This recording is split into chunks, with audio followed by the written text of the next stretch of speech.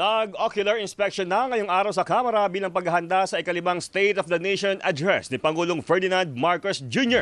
Balita, hatid ni Radyo Patrol, Pamela Vasquez. Pam!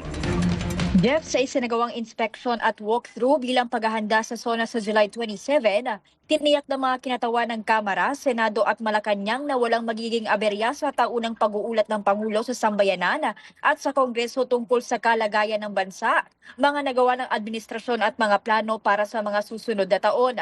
Ayon kay House Secretary General Sheloy Garafil, na bagaman naging abala rin ng Kamara sa nagpapatuloy na impeachment trial ni Vice President Sara Duterte sa Senado, nagagawa at naisisingit pa rin nila ang mga kailangang gawin para sa SONA. Diin pa ni Garafil na taon-taon naman na itong ginagawa kaya may template ng sinusunod para sa okasyon. Muli rin niyang iginiit na magiging simple pero dignified ang pagdaraos ng SONA ngayong taon. Yan ang balitang kumpirmado, sigurado. Ito ang Radyo Patrol, Pamela Vasquez, DZMM. Maraming salamat, Pamela Vasquez.